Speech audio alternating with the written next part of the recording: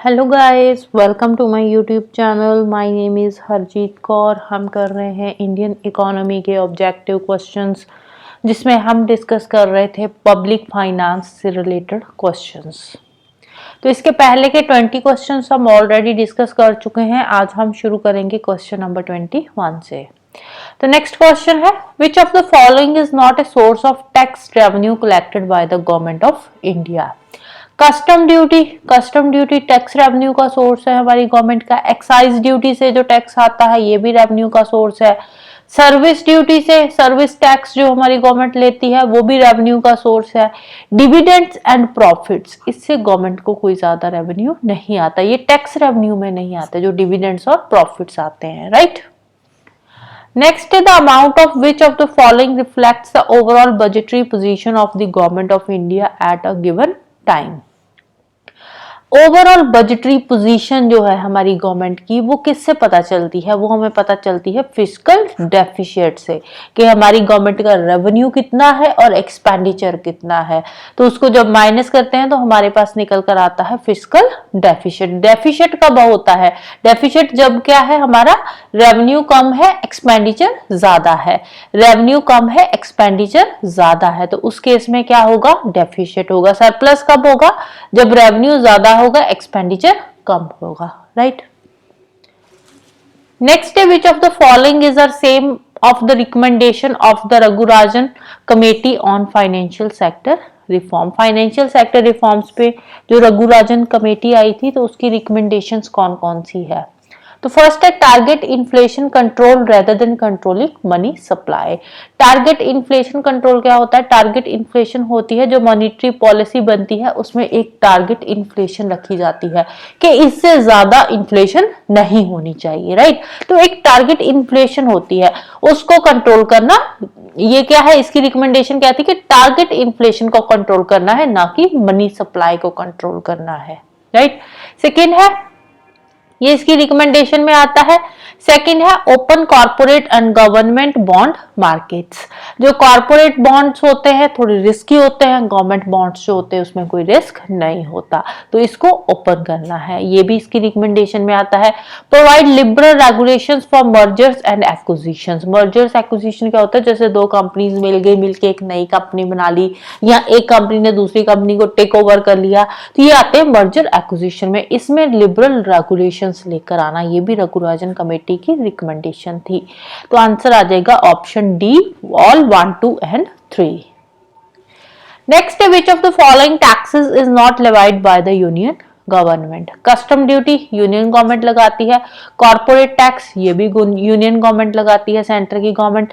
Land revenue tax ये state government का होता है, ये यूनियन गवर्नमेंट का नहीं है। इनकम टैक्स ये भी यूनियन गवर्नमेंट का है।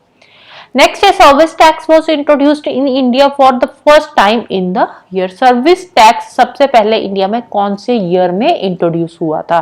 तो ये इंट्रोड्यूस हुआ था 1994-95 के टाइम पे।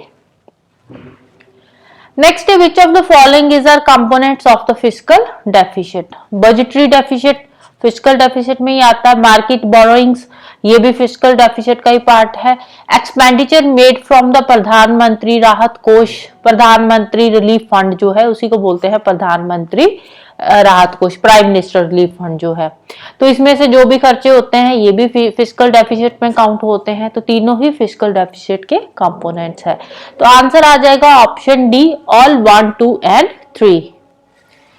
नेक्स्ट है, which of the following is true about the value added tax. Value added tax वैसे अभी के लिए तो ये एग्जिस्ट नहीं करता, अभी तो क्या आ गया है, जीएसटी आ गया है, लेकिन इससे पहले जब होता था उसके रिगार्डिंग यहाँ पे कुछ स्टेटमेंट्स दे रखी है।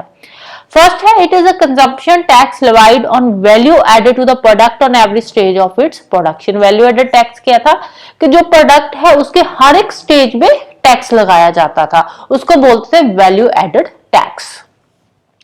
सेकेंड है, VAT is levied by the union government and is only a small part goes to state government. Second वाली statement wrong है।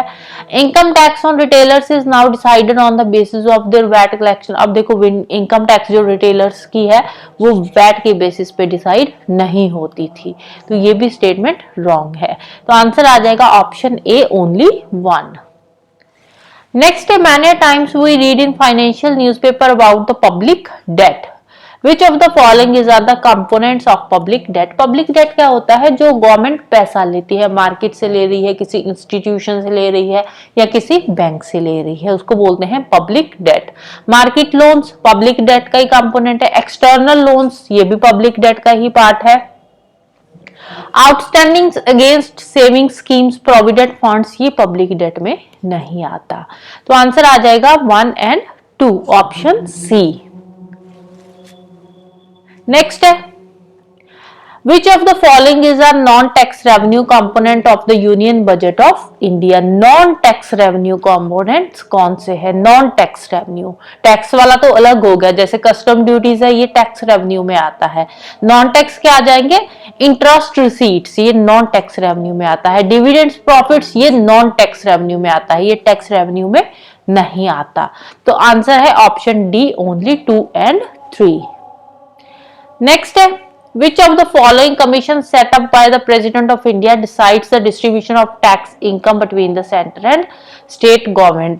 कितना टैक्स, कौन सा टैक्स सेंटर के पास जाएगा, कौन सा टैक्स स्टेट के पास जाएगा, कितना प्रपोर्शन सेंटर के पास जाएगा टैक्स का, कितना प्रपोर्शन स्टेट गवर्नमेंट के पास जाएगा, ये कौन डिसाइड करता है? इसको डिसाइड करता है finance commission.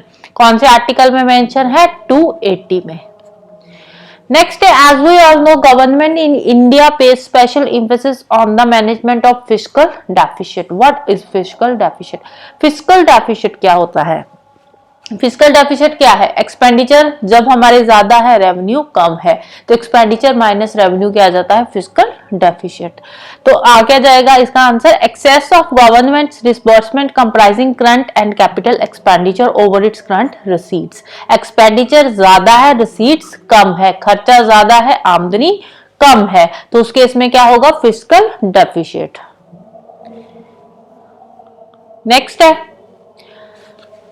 Which of the following is are the functions of the Finance Commission of India? Finance Commission के functions क्या है? Distribution of the net proceeds of the taxes which are divisible between the union and states. Union and states के बीच में taxes को distribute करना finance commission का काम है। They recommend the principles which should govern the grant in aid of the revenues of the state out of the consolidated fund of India. consolidated fund of India में से grants कितनी निकालनी है, ये इसको कौन गवर्न करता है? इसको गवर्न करता है फाइनेंस कमीशन। तो सेकंड वाली भी इसके फंक्शंस में ही आता है। तो आंसर आ जाएगा हमारा option C, both 1 and 2। Next है, Which among the following is the exclusive jurisdiction of the state government? Corporation tax, custom duty। अब हमने क्या बताना है? Exclusive jurisdiction of the state government। Corporation tax ये किसके पास आता है? ये सेंट्रल गवर्नमेंट का है। कस्टम ड्यूटी ये सेंट्रल गवर्नमेंट के पास जाती है। सेल्स टैक्स किसका है? ये स्टेट गवर्नमेंट की इस पे यूरिस्डिक्शन होती है। तो आंसर आ जाएगा option C. Next the Indian income tax is, हमारा इनकम टैक्स जो है वो किस टाइप का है? डायरेक्ट टैक्स है एक, तो दूसरा क्या है? ये प्रोग्रेसिव टैक्स है। एक तो डायरेक्ट है क्योंकि हम डायरेक्ट गवर्नमेंट को पे करते हैं जो इनकम टैक्स होता है। दूसरा ये प्रोग्रेसिव है। प्रोग्रेसिव मींस जैसे जैसे हमारी इनकम बढ़ती है, इनकम बढ़ेगी तो टैक्स भी इंक्रीज होगा, इनकम बढ़ेगी तो इनकम टैक्स जो है वो भी इंक्रीज होगा, राइट। नेक्स्ट है, Which one of the following is the most important item of expenditure of the Government of India on revenue account? Most important item of expenditure, सबसे ज्यादा जो एक्सपेंडिचर है गवर्नमेंट का वो किस पे होता है?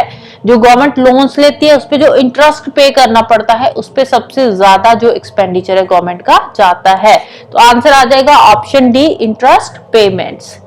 Next, which is the tax that is imposed by the central government of India but its revenue is divided between center and state?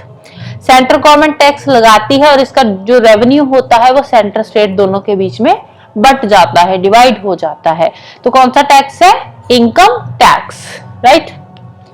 Next, which two of the following taxes are indirect tax? Sales tax indirect tax है, excise tax ये भी indirect है। अब देखो इसमें ये जो बाकी के ऑप्शन है ना, इसमें इनकम है, इनकम टैक्स क्या है, ये डायरेक्ट टैक्स है, क्योंकि जो हमारी इनकम पे टैक्स लगता है वो हम डायरेक्टली गवर्नमेंट को पे करते हैं। तो अब बाकी के तीनों ऑप्शंस में इनकम टैक्स आ जाता है, ये डायरेक्ट टैक्स है। यहाँ भी इनकम आ गया, यहाँ भी इनकम आ गया, तो ए बी और डी तीनों ऑप्शन वैसे ही एलिमिनेट हो जाएंगे। तो आंसर आ जाएगा ऑप्शन सी, सेल्स टैक्स, ये इनडायरेक्ट है, एक्साइज टैक्स ये भी इनडायरेक्ट है, right. Next, recommendations to the President of India on specific union-state fiscal relations are made by the President of India की जो recommendations है union-state fiscal relations पे, वो कौन देता है? वो देता है हमारा फाइनेंस कमीशन।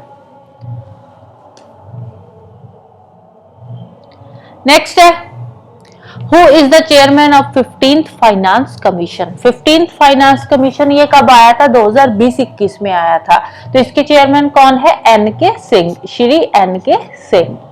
नेक्स्ट है इकोनॉमिक प्लानिंग इकोनॉमिक प्लानिंग कौन सी लिस्ट में है? ये कॉन्करेंट लिस्ट में आता है, राइट। तो आंसर आ जाएगा option C, right. So this is all about today. जाने से पहले वीडियो को लाइक कर देना, शेयर कर देना और चैनल को सब्सक्राइब कर लेना। Thank you, bye bye and have a nice day.